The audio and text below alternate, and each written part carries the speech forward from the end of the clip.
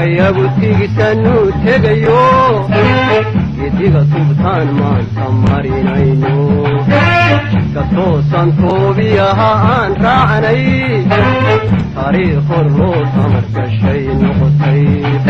halka sahankayagu tigisanu tegayo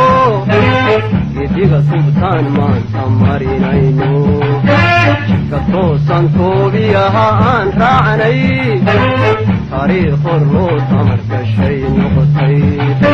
tallaabadan qaadayno ninkii turunture magan maatida ku dhici doontaa taasina isweydiine tallaabadan qaadayno ninkii turunture magan maatida ku dhici doontaa taasina isweydiine ka tuhunsan soomaali baa tamar yaaro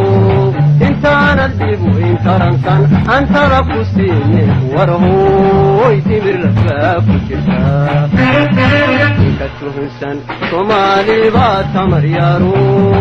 intaanad dhibu intarankan antara ku siine war hooy timir lafaa ku jirtaa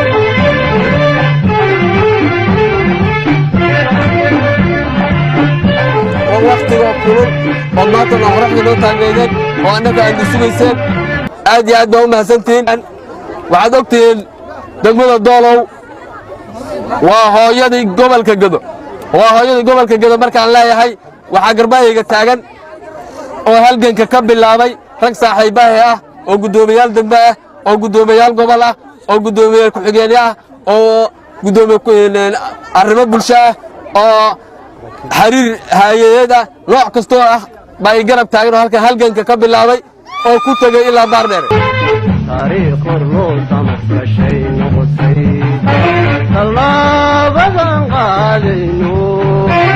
ninkii turunture magan maatida ku dhici doontaa taasina isweydiine tallaabadan qaadayno ninkii turunture